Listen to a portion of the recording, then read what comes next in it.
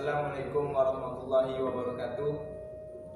Nama saya Syura Firansa, NIM 11910630688, kelas 2D Pendidikan Ekonomi, UIN Suska Riau, mata kuliah Pendidikan Kewarganegaraan.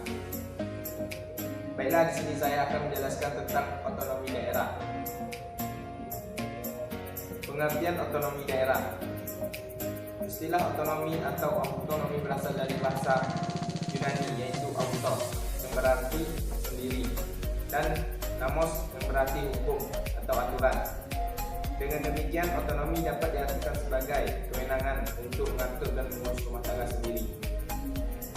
Otonomi daerah adalah hak dan kewajiban daerah otonom untuk mengatur dan mengurus sendiri urusan pemerintahan dan kepentingan masyarakat sesuai dengan peraturan perundang-undangan pasal 1 ayat 5 dan 6 UU Undang Dasar nomor 32 tahun 2004. Apa itu daerah otonom?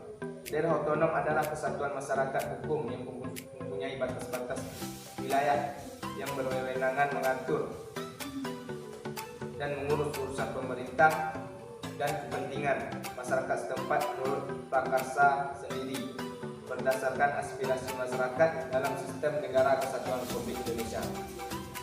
Selanjutnya yaitu mengapa ada daerah otonom.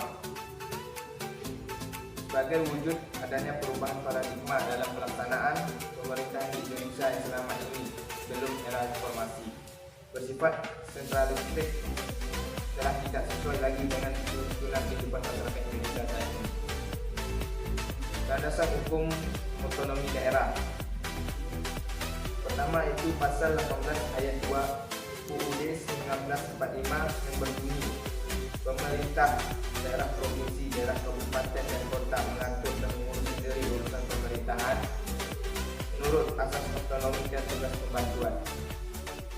Kedua yaitu Undang-Undang Nomor 32 Tahun 2004 tentang Pemerintahan Daerah. Yang ketiga yaitu Undang-Undang Nomor 33 Tahun 2004 tentang perimbangan keuangan antara pemerintahan pusat dan pemerintahan daerah. Asas-asas penyelenggaraan pemerintahan daerah dari pemerintah pusat.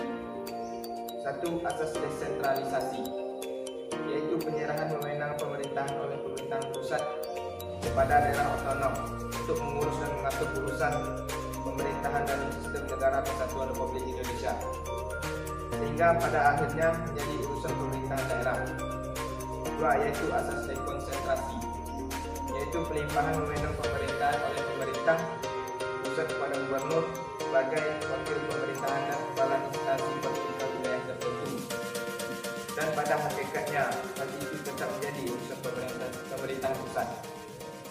Ketiga, asas tugas pembantu atau PDPW, yaitu penugasan dari pemerintahan pusat pada pemerintahan daerah dan pemerintahan desa, atau dari pemerintahan provinsi kepada kabupaten, kota, desa, atau dari pemerintahan kabupaten ke kota pada pemerintahan desa.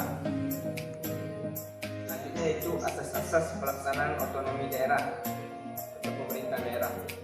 Satu, otonomi luas, yaitu kekuasaan daerah untuk menyelenggara pemerintah yang mencakup kewenangan semua bidang kecuali kewenangan yang oleh UU ditetapkan tidak menjadi kewenangan pemerintahan daerah.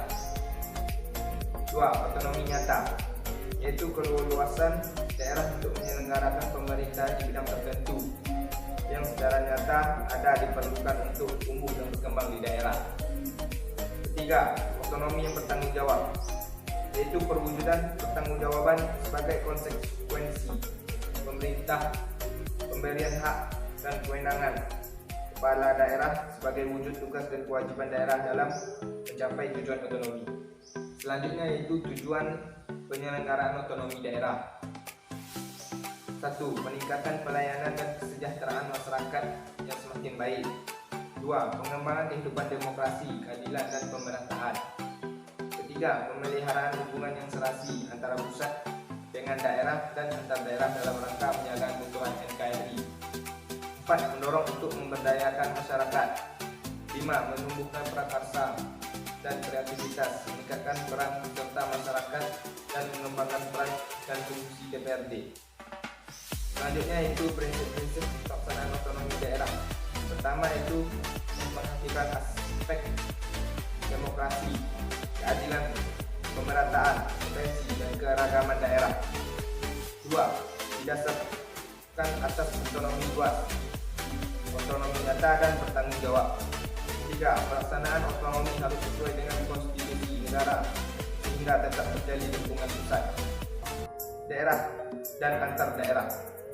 4. Harus meningkatkan kemandirian daerah otonom, serta di dalam kabupaten kota tidak ada lagi wilayah administratif.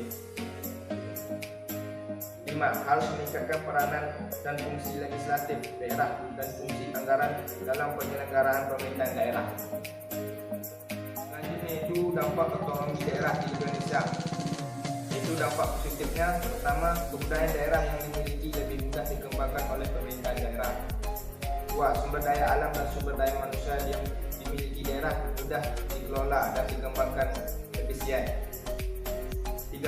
Waktu dan biaya dalam pembangunan. 4. Adanya desentralisasi kekuasaan. 5. Meningkatnya kesejahteraan dan pelayanan terhadap masyarakat daerah. 6. Memiliki kewenangan daerah kebijakan tertentu sesuai kondisi wilayahnya. Dampak negatifnya yaitu pertama, lambatnya daerah miskin untuk berkembang. 2. Kurangnya koordinasi antar daerah. 3. Munculnya kesenjangan sosial. 4. Terjadinya konflik antar daerah karena pengembangan wilayah. 5. Pejabat daerah yang bertindak sewenang-wenang dan mengesampingkan aspirasi rakyat. 6. Kurangnya pengawasan. Baiklah, hanya itu yang bisa saya sampaikan tentang otonomi daerah. Lebih dan kurang saya mohon maaf. Assalamualaikum warahmatullahi wabarakatuh.